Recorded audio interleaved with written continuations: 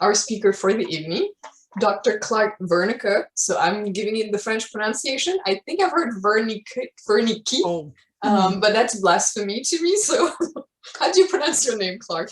It's Saxon, not French. It's Wernecke. Or if you're German, Wernecke. Wernecke. Yeah, there you go. All right, so Clark Wernecke is the project director for the Prehistory Research Project at the University of Texas, Austin, and the executive director of the Gault School of Archaeological Research, a nonprofit dedicated to research and education regarding the earliest people in the Americas. He started his academic career with a degree in history from SMU, followed by an MBA from Northwestern University, an MA in anthropology from Florida Atlantic, and finally, his PhD from the University of Texas at Austin. He came back to archaeology after a career in business and has worked in the Middle East, Mesoamerica, the American Southeast and Southwest, and Texas. His primary specialty is that of archaeological project management, but he has also written extensively on architecture and Paleo-Indian art. Dr. Wernecke, take it away. All right, I'm going to share screen here.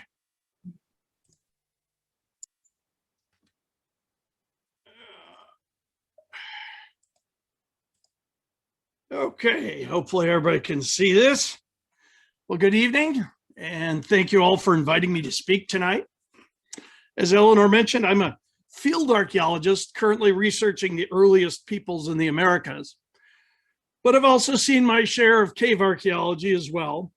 And tonight I'm going to talk a little bit about what archaeology is, what kind of things you might find in a cave or rock shelter, and what the heck to do next.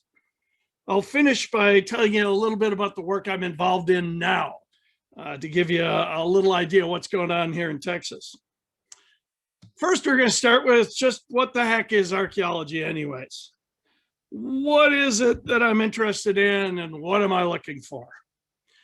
Well, here's one definition that archaeologists like. A study of ancient and recent human past. Well, and material remains and environmental data. We could simplify that. Basically, we look at your garbage. That's what that is. And if you can't remember that definition, you might like this definition, which I like a lot better. We're CSI prehistoric. We aren't really interested in individual artifacts. We don't really care about filling in museum cases or filling in the gaps in your history books. Those are actually kind of hobbies that happen along the way. Archaeologists are just like those guys in all the CSI programs. The guy in the background brushing off the skeleton is a forensic archaeologist. It irks us to no end they never tell you that. We're interested in looking at all the clues in context. We're not Indiana Jones or Lara Croft. Most of us like the image and we all own the hat. We're basically trying to look at everything in context, and we like to say, it's not what you find, it's what you find out. Archaeology is interested in human behavior in the past. We look at human behavior in the past, sociocultural anthropologists look at human behavior in the present, and it's part of an exercise towards understanding human behavior in the future. So what we're really after is usable information about how humans as a whole react in certain situations. And that's all about context. So basically, if you see something when caving, the most important rule is don't disturb the find. Take pictures, find somebody who can help you understand what it means. I mean, worldwide, there's a long history of the utilization of caves and rock shelters. Australopithecines used the Sterkfontein caves in South Africa 2.3 million years ago. Early hominids used caves in Ternate, Indonesia 400,000 years ago and buried their dead in the Rising Star caves in South Africa. Modern humans have been found in Jebel Irhoud cave in Morocco 300,000 years ago and Apadama cave in Greece 250,000 years ago. This winter, researchers published about Chiquihuite Cave in Zacatecas, Mexico, where they have stone tools and dates to 28,000 years ago. Here in Texas, A man and a child were carefully buried in Horn Rock Shelter on the Bosque River 11,000 years ago. However, we don't usually see much evidence of the earliest cultures in Texas utilizing caves and rock shelters. In 1991, Dr. Michael Collins, who's the founder of the Galt School, published a book chapter looking at the formation and destruction of caves and rock shelters. He compared the Périgord in southern France, home to some of the most famous cave art, and the Edwards Plateau of Texas. Both areas have similar geology, but he found the average age of caves in the Périgord was 20,000 years, while the average age of caves on the Edwards was less than 8,000 years. Because of our weather patterns, and especially moisture and humidity from the Gulf, our caves and rock shelters erode much faster. So much of the evidence we have of human usage is also less than 8,000 years. Anything older would be out front under the scree pile and the rock fall. Of course, archaeological remains aren't the only things you could find while caving. Friesen Cave in San Antonio contains more than 4,000 fragments of bone from more than 30 mammals. Fossil fragments of a species of turtle known from only a handful of samples worldwide were found there, as well as the skeleton of this great big hairy beast here, the Toxodon, which had previously been thought to only have lived in South America. So sometimes just finding that one thing can change everything. More than 20 species have been found in inner space caverns near me, including the westernmost example of a Florida spectacled bear. A single bone find in a cave can be highly significant. We also find rock art in rock shelters in Texas, much of it in the arid southwest portion of the state where it's better preserved. And just because we haven't found significant early cave art in the Americas doesn't mean it never existed. It could be it just wasn't preserved well, and you could possibly be the one to discover the art that still exists. We also see a lot of later burials in caves, sinkholes, and rock shelters in Texas. 10 mummified and bundled burials at Mummy Cave in West Texas date from 4,000 years ago. There were 7 burials 1,200 years ago at Elkhor Burial Cave. Granado Cave was used for both the living and the dead for more than 1,200 years and had 10 burials of children and adults in it. These burials can tell us a great deal. We can get good calendar dates from them, map DNA from skeletons, which can give us clues as to their relationships to modern peoples. Bone isotopic studies tells us where they were born and where they spent most of their days.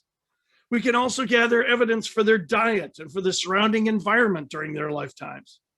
The dead still speak to us in a number of ways. Other cave finds can tell us a great deal. There's environmental data in the form of bones, shells, the remains in hearths. Speleothems, flowstone, and stalagmites can tell us about precipitation through time, atmospheric circulation, CO2 levels in the past, soil productivity, and often even contain pollens. Hall's Cave, the center picture there, has an excavation that had 12 feet of sediments containing the remains of some 110 animals, insects, and snails. Tells us an awful lot about the past. Of course, you could also find stone tools, the things that my staff usually is more interested in. Here I pictured some dart points up in the upper left there from Hines Cave, bifaces from Horseshoe Ranch Cave, as well as debitage, the debris from making stone tools, hematite, that's iron ore, prized for its red color, and manos and metates for grinding food. In Southwest Texas, with its extraordinary preservation, you can find things that are extremely important but don't look like much. Coprolites. And we have to have a different word for everything because we're academics. But if you don't know what a coprolite is, it's a turd. And dried turds contain environmental, diet, and DNA evidence. And quids, like these things down in the lower right, they're chewed up plant material.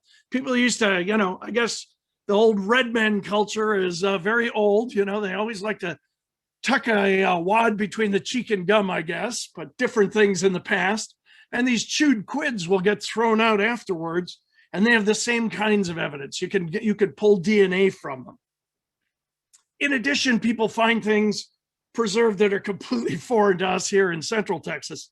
Sandals, nets, wood and bone tools, arrow and dart shafts. I've seen bone fish hooks with lines still attached, found in rock shelters. Also, sometimes more personal items. We show you here a fragment of a cane flute, jewelry like this bracelet made of turquoise chips, bone needles and awls used to make clothes. This extraordinary find was found in a cave, protected by woven mats above and below it. This woven bag was bundled in the rabbit fur blanket you see on the right. The bag contained more than 200 objects, including flint knapping tools and supplies, buckeye and mountain laurel seeds, jackrabbit mandibles, and pigments. It's a complete mystery to archaeologists as to what it represents, but ideas have ranged from shamans to hunters' bags. Perhaps somebody left it as an offering, or maybe they stashed it here in this cave and meant to come back for it and never did. So what do you do if you find something like this while caving? First, since context is all important to interpretation, don't touch or move it. Record it, take a picture, make a sketch, and there are lots of resources for you to find out more. First of all, there's the Texas Historical Commission. That's the state agency in charge of cultural resources on state land. They also house the office of the state archaeologist, and they're not to be feared. They can't do anything on private property without your permission. The state's actually divided into 7 regions with regional archaeologists in each region, and they're happy to answer questions and even look at significant finds. And if you or a landowner are nervous about that, they also have stewards in most counties in Texas. Those are volunteers who know a lot about archaeology, but they don't work for the state. They're your neighbors who know a lot about archaeology and are very interested in it and be happy to come out and take a look at something, tell you what they think or who you should talk to next.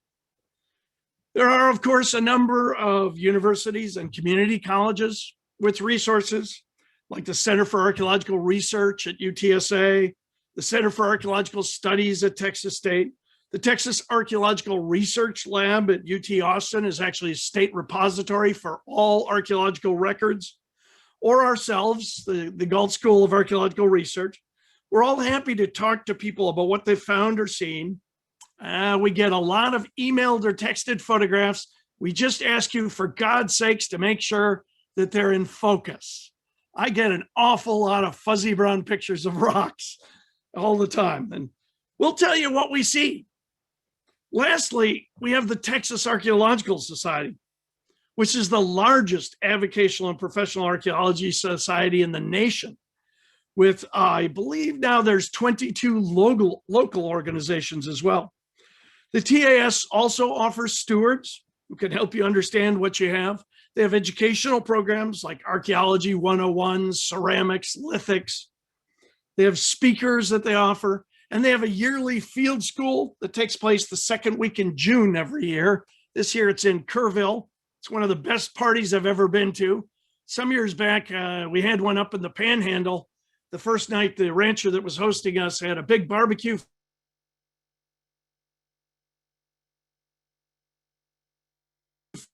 Go for one day or the whole week.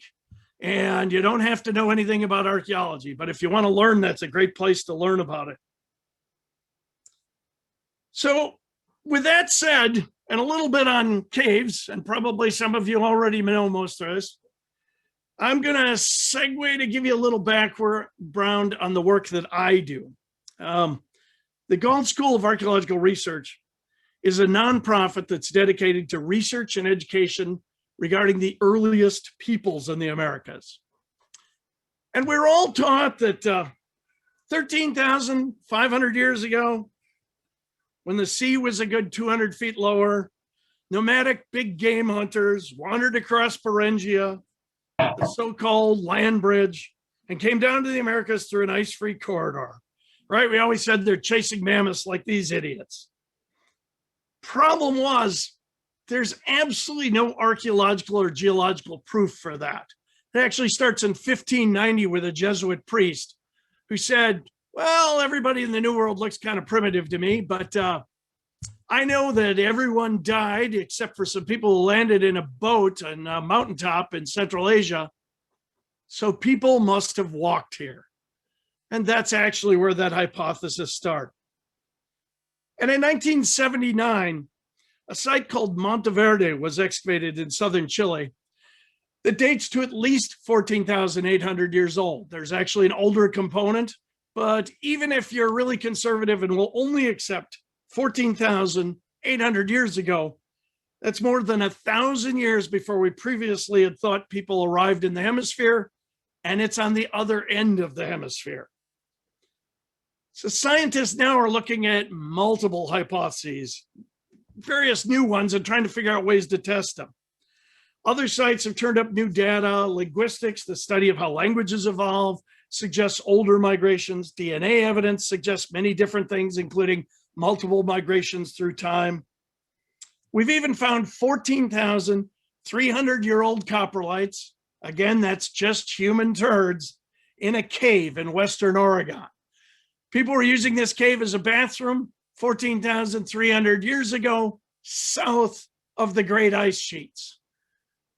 So our home site and the site from which we get our name is actually the Gault Archaeological Site, which is located near the town of Florence, Texas, about 40 miles north of Austin, just west of Salado.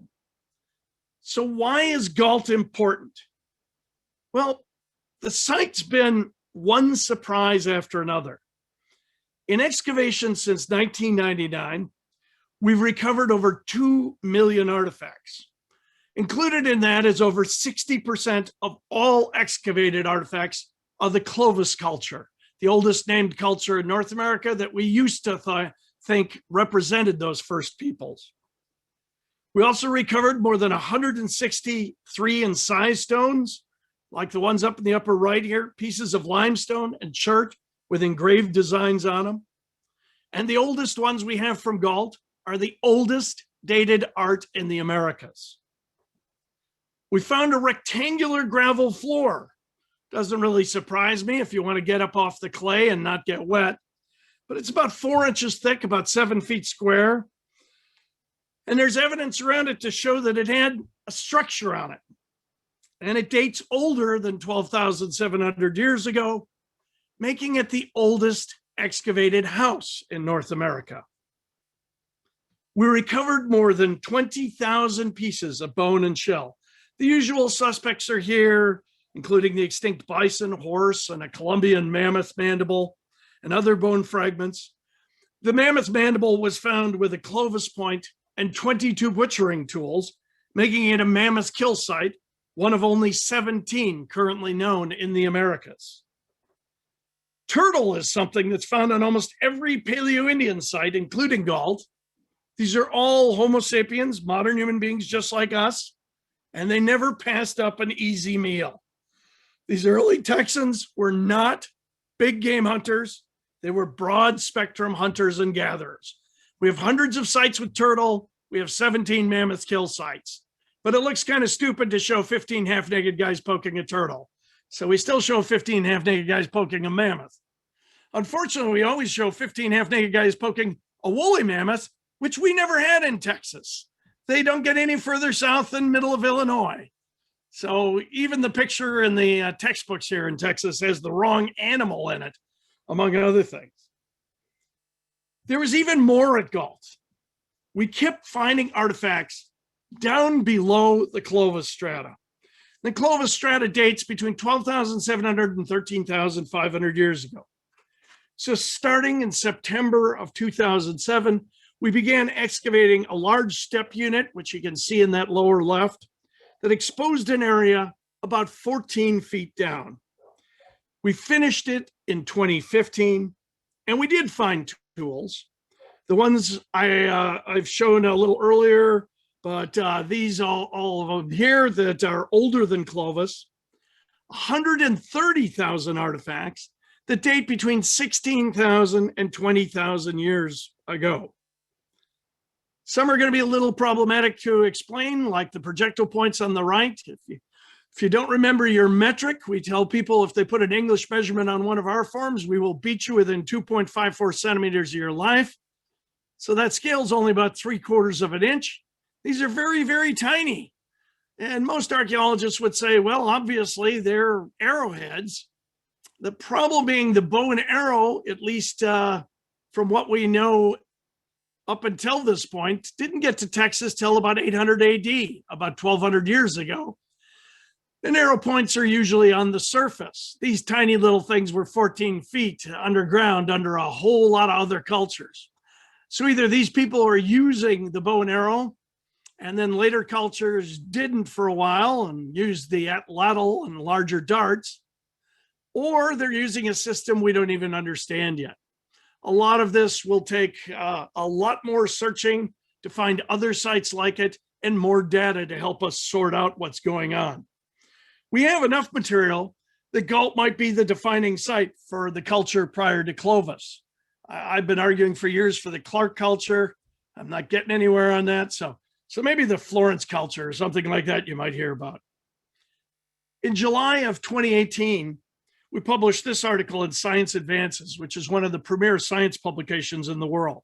If you're interested in seeing it, you can actually go to the links section of our website and find it. And I'll give you the website address at the end. This details the geology, the stratigraphy, and the dating of the Galt site, showing that we have human artifacts that are unquestionably 16 to 20,000 years old in Texas.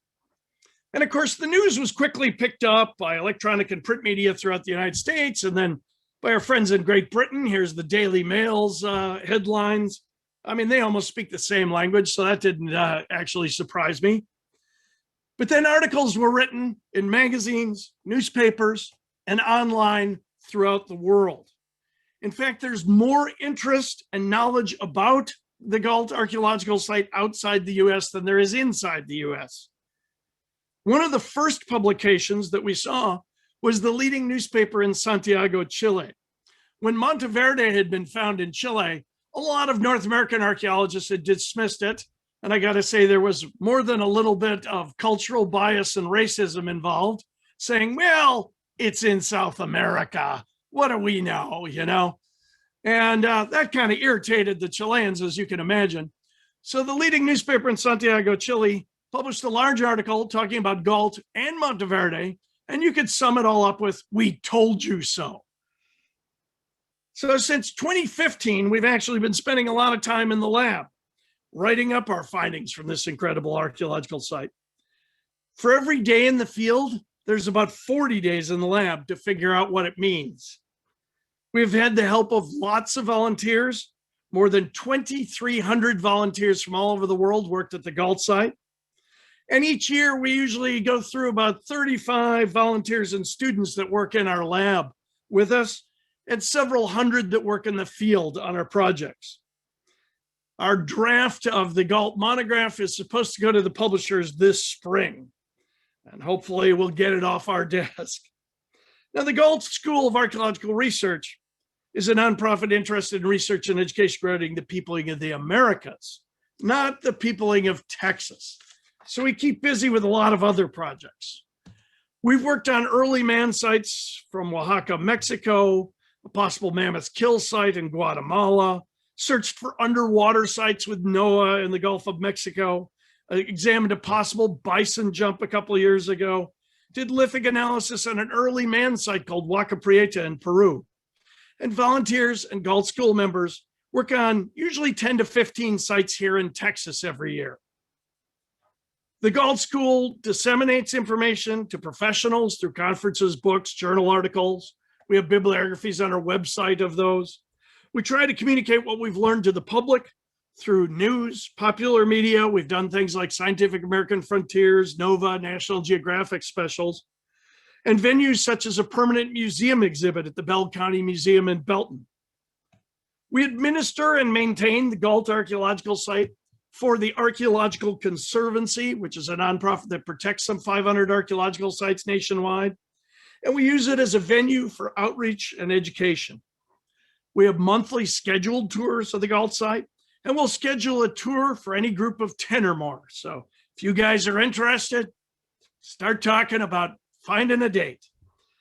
We're also currently working on a permanent roadside exhibit at the site that will go behind our new entrance sign you see there. And eventually we hope to have an interpretive center up there as well. We also have a website with lots of information on it, how to volunteer, how to arrange a tour, a speaker. It's got our schedule of tours for the year on it, background information on Galt and the Galt School, and how to join the Galt School of Archaeological Research as a member. The Galt School is a nonprofit, and we're dependent on grants, memberships, and donations from people like you who are both interested in what the past can tell us and wish to participate in our discoveries. So our website has more information on how you could join us in this mission if you'd like to. So with that, thank you for inviting me, and we have plenty of time for questions. Any question you always wanted to ask an archaeologist, or anything you want to know about Galt or caves in Texas or anything else, I'm game. Let's see what we got here. Tell me, I already see one here. It says, tell me about the Neanderthal lady. Huh? God, we hate that. Okay. There is a site called Wilson Leonard. It was done by a TxDOT team, actually led by Dr. Michael Collins, our chairman emeritus. And they found a burial that's about 10,000 years old. The Wilson Leonard site is near Leander, Texas. So TxDOT thought that they'd honor the nearby town of Leander by calling her Leanne. And every year I get a call from some journalist somewhere that says, tell me about the Neanderthal. There are no Neanderthal. In fact, we have no evidence for any earlier hominids in the New World. All the people that we've seen so far are Homo sapiens, just like you, modern human beings. Leanne is one of the oldest burials in the New World. We only have 14 burials in this entire hemisphere right now that are older than 9,000 years old. 3 of those are in Texas. So Leanne at the Wilson Leonard site, and actually the Horn Rock Shelter burials of the man and child there. So even if you're interested in looking at the earliest human evidence, which is 10 to 15,000 years short of where we need it to be, you have to come to Texas. Let's see. How many intensive, deep / well-funded digs have occurred in the Americas over the past century? Seems like private property issues might make the best potential sites inaccessible. How many would be needed to get a really good idea of likely population history patterns? Well, first of all, there are no well-funded digs in the Americas. I can tell you that from experience. It's the hardest thing we do. I spend 65% of my time raising the money just to keep the staff employed. One of the largest grants I have ever received was from the US government for about $107,000 a year, and I wasn't allowed to spend it on people. And $107,000 is not well funded. The European Research Council habitually spends millions of dollars every year on archaeology. The United States, very little. So there have been thousands and thousands of digs, depending on how you define that. As a matter of fact, since the 1970s, archaeology is actually part of every environmental impact survey. So every time you see a TxDOT crew on the road there was an archaeological crew before them. Every time you see anything that has state, local, or federal money involved in it, there were archaeologists. So actually, the 2 largest funders of archaeology in Texas are TxDOT and Texas Parks and Wildlife. Now, private property issues can make potential sites inaccessible. The biggest problem is actually here in Texas. Because of Texas's history, unused land at the time of Texas's statehood did not revert to the federal government like it did everywhere else in the United States. So in Texas, 98% of the land is privately owned. But that's what our outreach program is about. And our volunteers go out and we talk to lots and lots of ranchers. So most of our digs are on private property with the permission of ranchers. How many would be needed to get a really good idea? That's hard to tell. The more data you have, the better your ideas you have of what's going on in the past, the more you can use statistics. When people say the DNA tells us all about people, in the past, it really doesn't, because 14 bodies in the New World is not a statistical sample. If you get your DNA done, it doesn't tell you where your neighbor's from. So we would actually need hundreds, if not thousands of DNA signatures to actually definitively be able to tell something about people in the past. I know that's being used a lot. I see, is there a waiting list to volunteer? No, there's a call out list, at least for volunteering in the field. We have a call out list. They send out an email that says, we're going to be working, say, near Colleen these 3 days. And if you can make it one of those days, you reply and they send you the information on it. So all you need to do is contact us and give us your email and we put it on that list. In the lab, we use fewer people, particularly since we haven't been able to use any in a year and a half. We'll be seeing what the rules are on that this fall. Are TxDOT studies for public projects deep enough to capture potential deep history? Not necessarily. At Wilson Leonard, they stopped digging 3 times. And each time the consultants that have been called in said, we ran into dirt, there's nothing in it, so we're going to stop digging. Nothing in it is not something we usually do in archaeology. We dig till we hit bedrock, water, or it's unsafe to work. And each time when they restarted that dig, they found more artifacts below that strata that had nothing in it. That just means there weren't people there for a little while. So really you have to dig down as deeply as possible. A lot of environmental impact surveys, they don't spend that kind of time or money, but they can give us indications of where to look. Can you describe to a layperson how much gray area there is in dating methods and how much consensus could possibly be gathered among archaeologists? Well, first of all, dating methods are hard science. In fact, almost all of archaeology is hard science. For weird historical reasons in the United States and Canada, we're thrown in the humanities, but that's not true anywhere else in the world. We use physics and chemistry and all kinds of things like that from every science we can lay our hands on.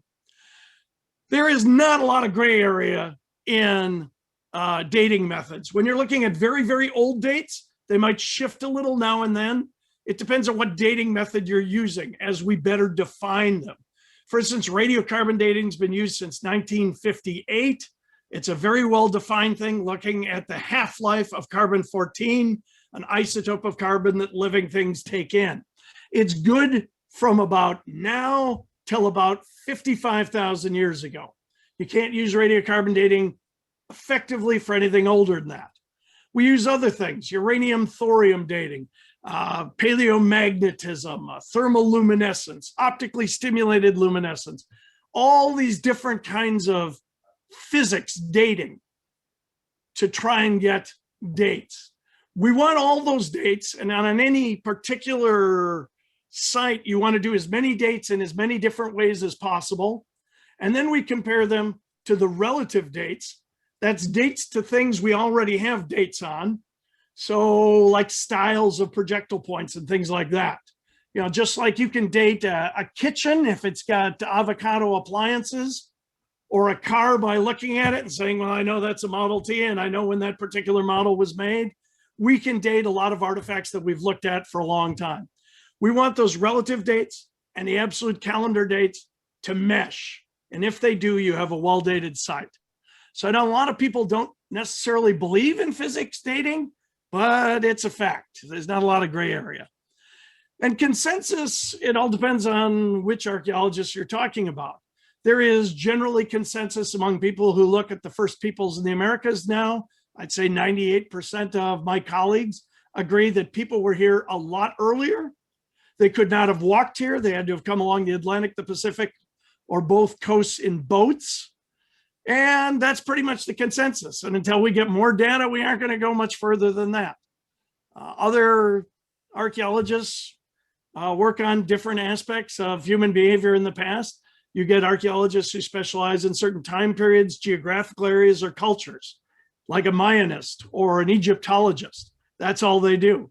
And generally speaking, I should say, especially since I have actually had the privilege to work in all sorts of fields in archaeology, which is rare among archaeologists, that generally speaking, there is consensus. So it's just scientists presenting scientific data.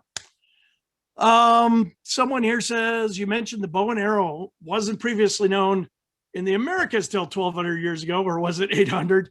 Outside the Americas, when were the earliest known bow and arrows? Okay, the bow and arrow wasn't known in Texas till 800 AD, about 1200 years ago. It was actually known in the Americas much earlier than that. It was used in Central America and South America prior to being used in North America. It kind of drifted around. Bows and arrows aren't necessarily better than what they used before, but they are better for concealment or using in a forest. And they're certainly better, when we get into the 1700s and people start getting more mobile with horses. Darts are an open field weapon. They're 7 feet long and they're used with an atlatl. Outside of the Americas, right now, there's some speculation about the earliest known bows and arrows. There is some pretty good data that some of the projectile points that were found in South Africa actually are from arrows, and they would be about 100,000 years old. So, yeah, people developed those all over the world because they're just levers and springs. Yeah, could have been independently developed. That's what they asked further, if it could have been independently developed or come from migration. Could have been either. Levers and springs are very simple. Both an atlatl and bows and arrows are levers and springs. Human beings realize pretty quickly that our arms aren't very good for a lot of things. We can't throw very well. When we find a guy who can throw 100-mile-an-hour fastball when he's like 28 or 29, they start talking about how old he is. We have javelin throwers in the Olympics. There are no old javelin throwers. They're in their 20s, and after that, nobody throws as far as they do. So yeah, people very quickly realize you need something else if you're going to take down animals that are certainly any animal that's larger than you are. And sometimes taking down your neighbor as well. Let's see, that's the ones I got on chat. Has anybody got other questions? Yes, I'm going to ask my question. There you go. Because I'm old school like that. I don't type. So based on your finds, what can you infer about the culture of the first peoples of Texas in terms of how mobile they were, how much intra-group or intergroup violence there was, what were some important trade items? And yeah, I'm hoping that Ian and Greg, you'll ask a question about Pecos River diamonds. But first, just how mobile, how much violence, Okay. What can you tell? First of all, they're not very mobile. Mm-hmm. This idea of mobile big game hunters, there is no culture that has ever been known in the world that subsisted on big game hunting alone. In fact, it's really not possible. Our bodies demand a lot more. They're broad spectrum hunters and gatherers. The earliest cultures we see here in Texas have very, very large toolkits, which is not indicative of pioneers. So that isn't even the earliest peoples probably in this area. They're probably seasonally migratory, which means that they find a good place like Galt where you have food, water, and all the material you could want, and they'll stay there for a while. And then maybe the prickly pear tuna is ripe. That's the largest source of sugar in Texas. And they go and they harvest prickly pear tuna and gorge on sugar till they're blue in the face. Then they go down to the river because the fish are running. Then maybe they go back to Galt. They're interconnected with all the people around them. These are relatively small groups, tops maybe 20 people, and that's babies, teenagers, adults, and grandma. And early on, human beings learned not a good idea to marry your sister. We can actually see that in DNA. So they're interacting with all the people around them because young people have to meet each other somehow. If, say, the old woman that knows everything about plants in your group passes away, your group may not be as viable as it used to be, and a new group may form. So periodically groups are meeting each other, getting together. We do not see any indications of violence until about 6,000 years ago in Texas. And those kind of rivalries come about when you got lots and lots of people and fewer resources. Texas got very crowded. And then when the Spanish arrived in Central America, well, the germs they brought with them preceded them. And about 40 million people died in less than 100 years. In Texas? That's in the Americas. Okay. So 40 million people in North and South America. That's a lot of people. A lot of these areas were heavily populated. The area I worked in for a long time, I worked on a Maya site for 9 years. In the Maya world, 9 out of 10 people died. And there's still 8.5 million Maya today. So you can do the math and work your way back. The Maya region, for instance, was approaching the equivalent of modern Japan's population density before the Spanish arrived. There were lots of people here. When European explorers started fanning out and looking across the continent, they kept commenting that the people they saw were primitive. They weren't primitive, they were survivors. They were the equivalent of all those guys you see on all the television and movies about zombie apocalypses. You know, knowing about an F-15 is really all well and good, but unless you can build one, repair one, fuel one, and arm one, and fly one, it's not very good for zombies, is it? A machete is the thing you want because you don't want to run out of ammunition, you know? And that's the equivalent that you had. People simplified, people ran away from population centers. In fact, around 800 AD, one of the largest cities in the New World, well, in the world actually, was in the New World. It had a 3.5-mile wall around it, 40 feet high with bastions to guard it. It had huge gates and it surrounded the central precinct of the city, not the entire city. And inside that was the largest earthen man-made object in this hemisphere. It's a pyramid that today we call Monk's Mound. And if you stand on it and face west, you're staring at the St. Louis Arch. It is 5 miles from downtown St. Louis in southern Illinois, and it's a city called Cahokia. And it probably had 40,000 people in it. All gone by the time the Spanish got there. A couple of monks established a hermitage on top of what they thought was a big hill, thus Monk's Mound. But all man-made, yeah. So there was a lot more going on in the New World than people think.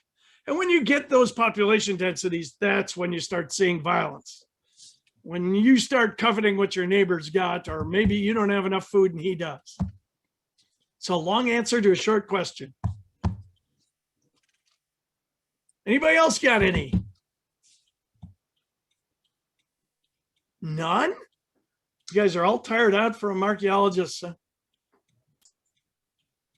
So just curious, have you, or a two-part question. First, what is the most interesting thing that you have seen come out of one of these locations? And second part of this question is have you ever seen quartz crystals in association with sites here in Texas? Ah, good questions. Okay, first of all, everybody always asks me what's the coolest thing or the neatest thing or the fanciest thing you've ever found. And I'm required by law and self-preservation to say my wife, because I met her on an archaeological expedition. So that said, it all depends on what you mean by cool.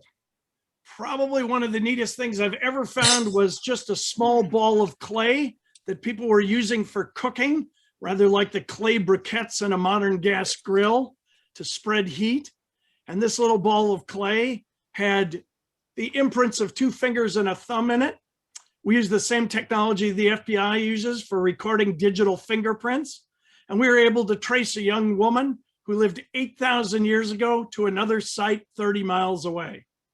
Archaeologists very rarely get to look at individuals.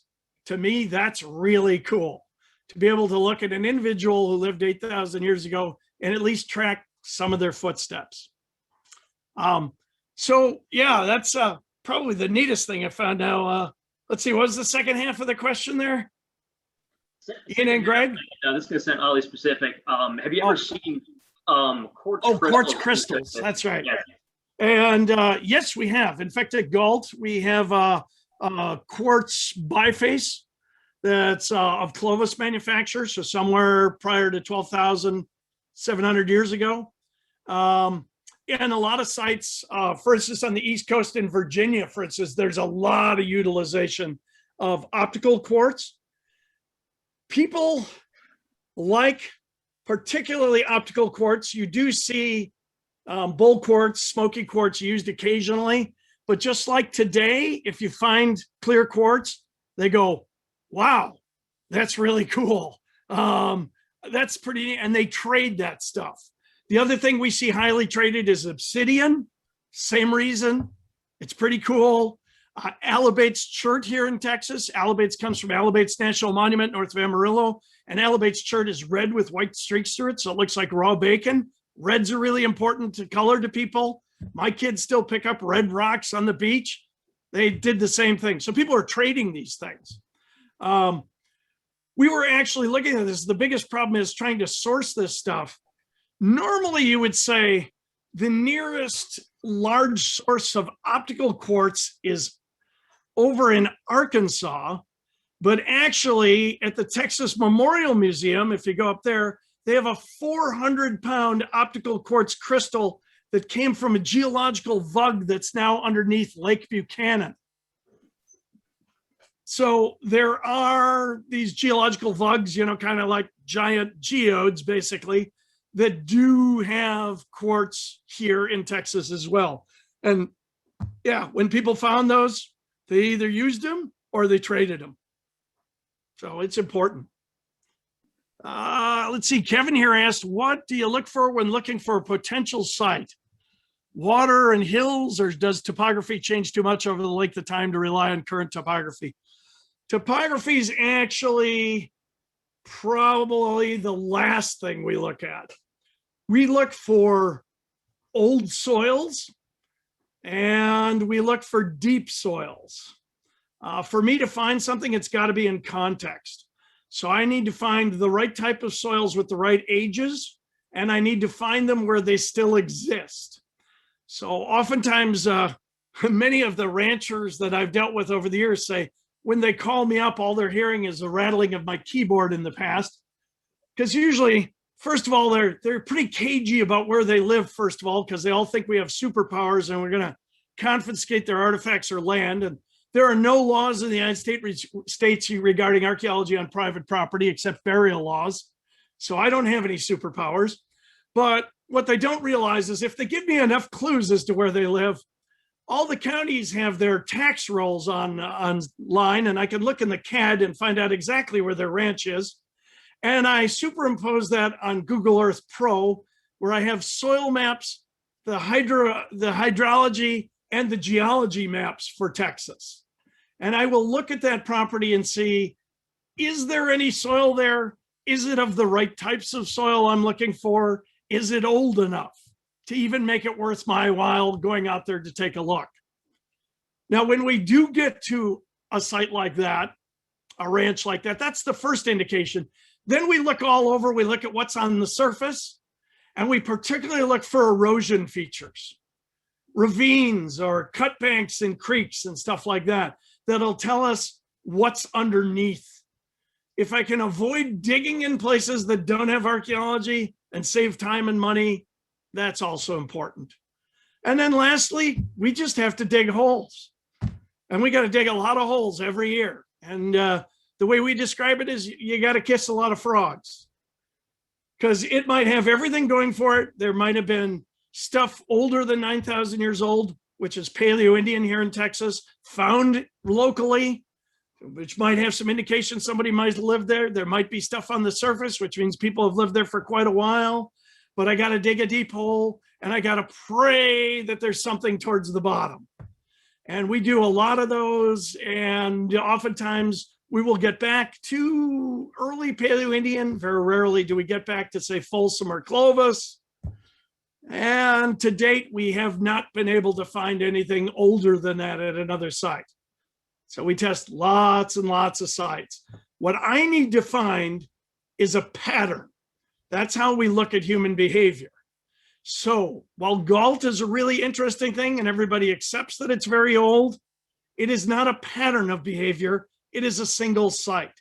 So I need to find other sites with similar artifacts and similar dates here in Texas before we can start talking about cultural patterns early on here in Texas.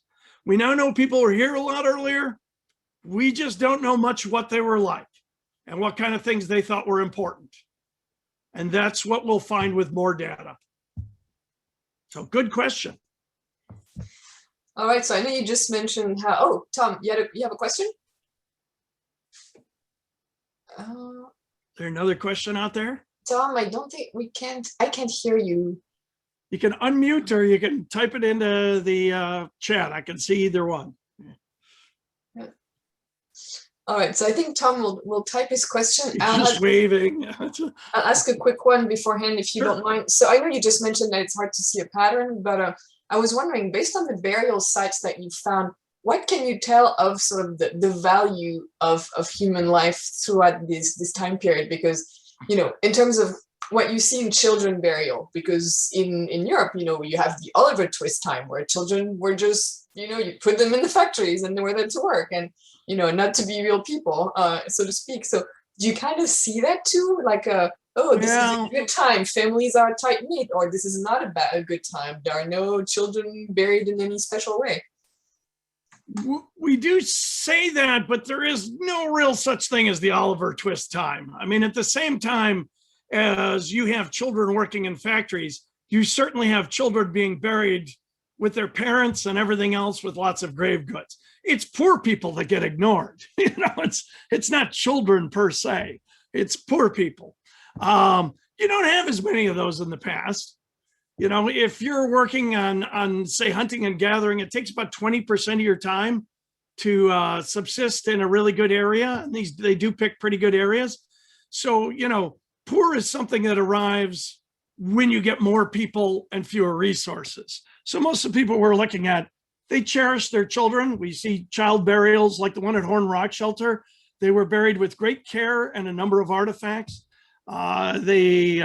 Just in the news this last week, they found a child burial 100,000 years old in Africa. That's the oldest child burial they've ever found in Africa. It's also from modern human beings. And, you know, it was buried with great care with a blanket around it. We see early on, even with pre-human hominids like Neanderthals, we see things like people buried very carefully and flowers strewn on them. That means that even before modern human beings, as we were evolving towards that, earlier hominids too thought not only that individuals were important, but also that there was probably something afterward. You don't bury people with goods and everything unless you think they're going to need them.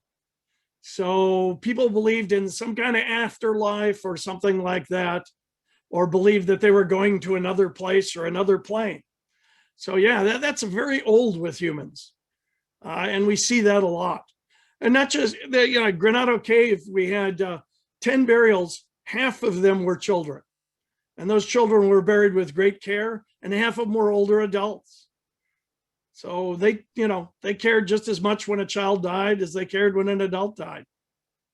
The children were the future of that group. So Tom asked, have you ever uncovered a cave while digging? Yes and no. I mean, I've opened up rock shelters and cave openings, not by accident, though. Basically knowing there was something there and wondering how far back it went. I've never found a major cave system. I know there's a cave system up near Galt. I mean, it's all karstic on the Edwards Plateau. We have sinkholes. We have several collapsed rock shelters. Again, they don't last very long up there. So the things tend to collapse in a couple thousand years. So we don't have a lot of old ones. But I also know that one of our local quarrymen uncovered a hole that blew his hat off when he looked into it. That's a pretty substantial system. It may not be big enough for people, but it's certainly big enough for a lot of air to move through.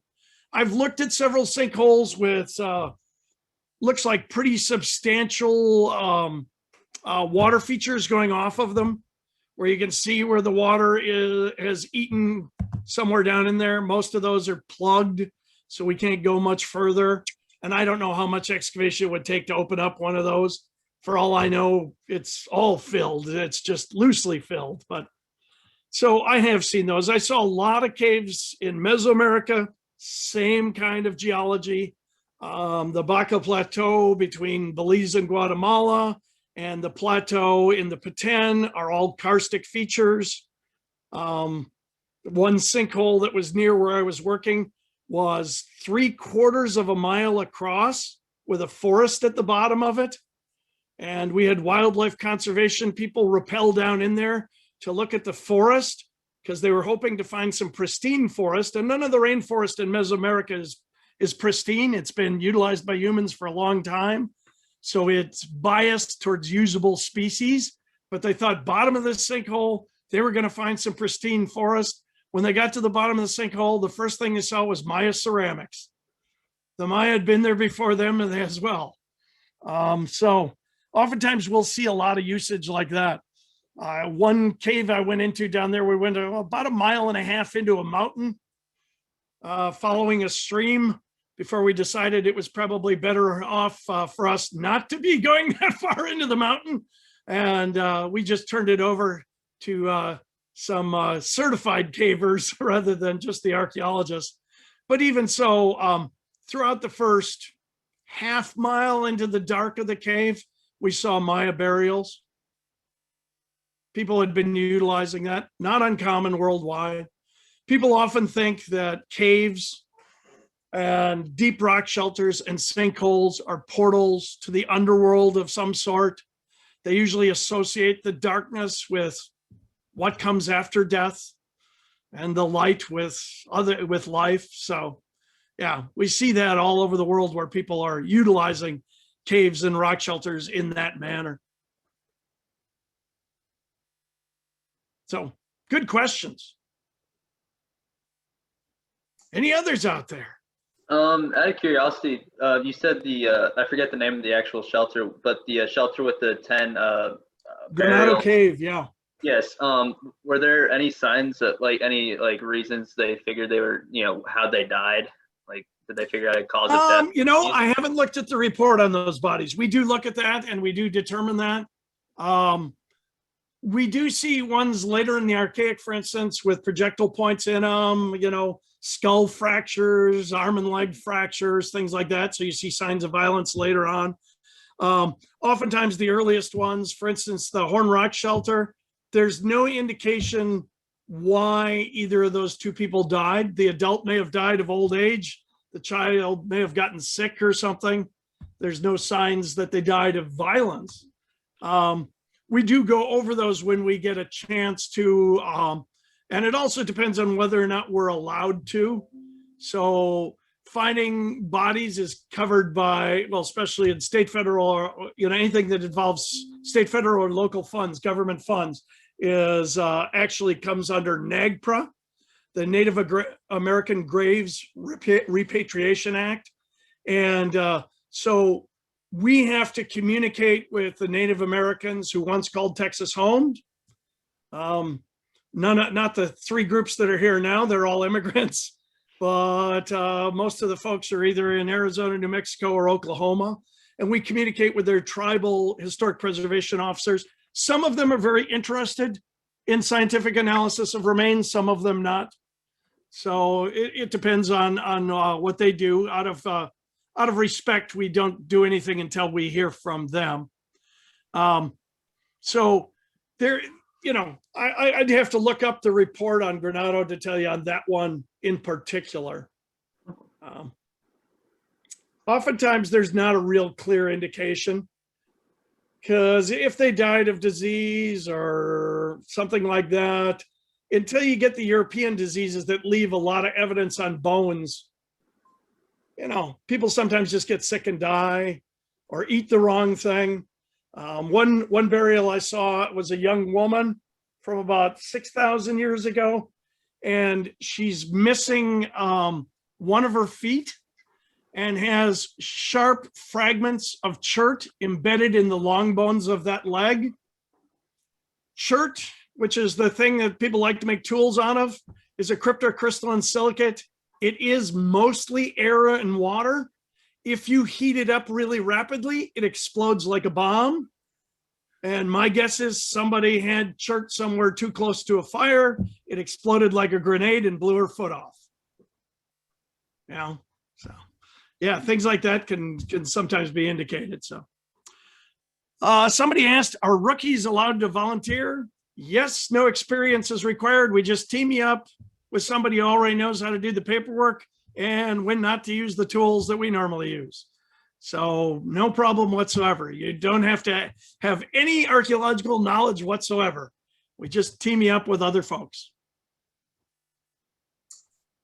So just to confirm, you have on the Galt property a cave that blew someone's head off? No, that burial was found in South Texas in an archaic thing, but there is a lot of chert at Gault. Yeah, the Edwards Plateau is the largest source of chert in North America.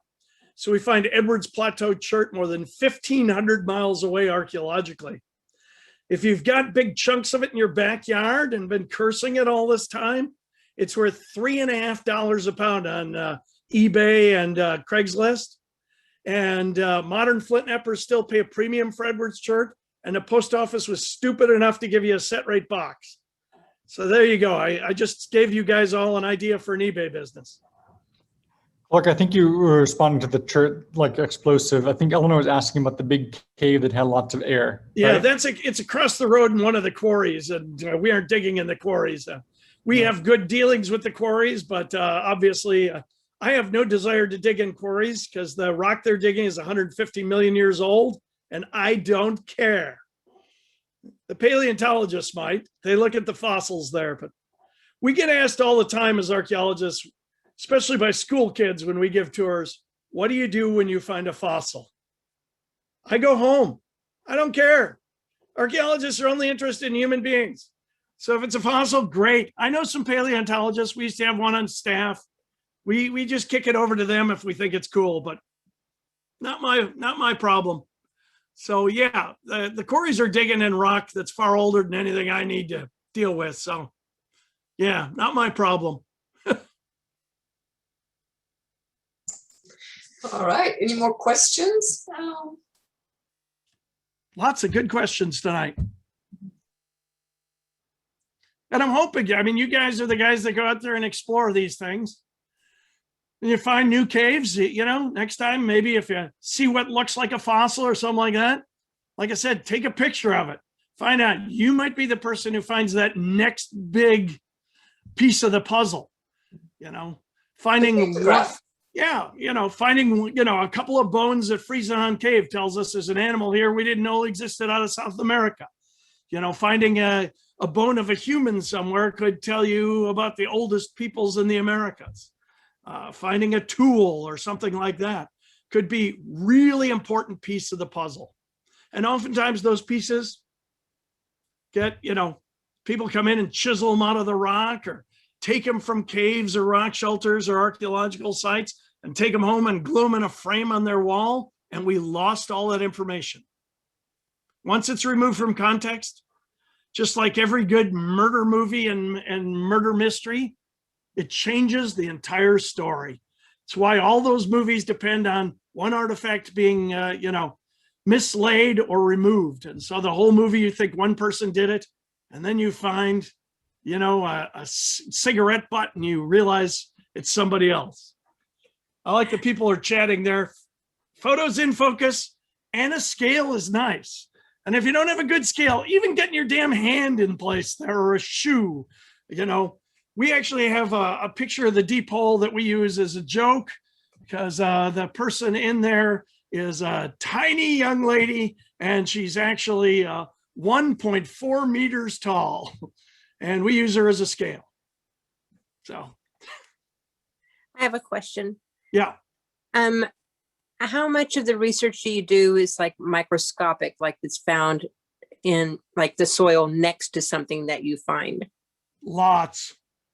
Pollen, phytoliths, diatoms, soil chemistry, particularly looking at phosphorus and potassium, which are sure signs of human activities. There's people that look at certain viruses and bacteria in the soil. For instance, there's one that we've been tracking that actually only comes from humans and from them going to the bathroom in places. And there's other ones, for instance, there's one that people have been looking at that only comes from elephants. So they've been tracking where mammoths were in the New World and when we start seeing that disappear. Speleothems at Hall's Cave, for instance, they take a stalactite and they cut it into tiny little microscopic slides.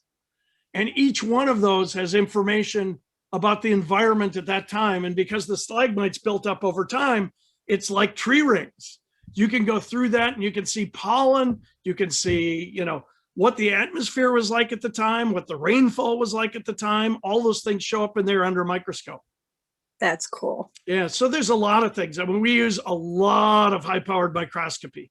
We even look at the edges of tools, and they tell us what material they were used on and in what direction.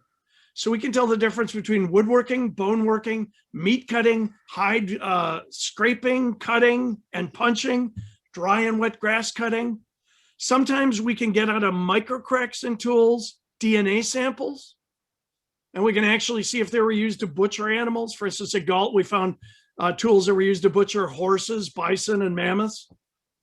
So, yeah, lots of really cool things. Like I said, everything we do is hard science. It's just that our result always ends up to be a story. So for historical reasons in the United States and Canada, we get thrown in the humanities. The unfortunate part of that, that means I'm not eligible for STEM funding. I'm not eligible for science funding at all in the United States because we're told we're not a science, even though everything I'm doing is hard science. So, yeah. And I'm working on a DNA project with Harvard University and a researcher in Illinois right now. And again, it's really hard to raise that money because while they are eligible for science funding, I'm not. So, yeah. Because they work in a lab.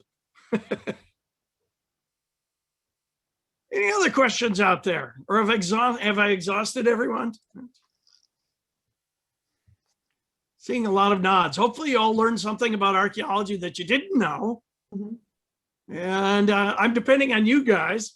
One of the reasons why we do our outreach programs is because to find older things for both paleontologists and archaeologists, the more eyes looking, the better.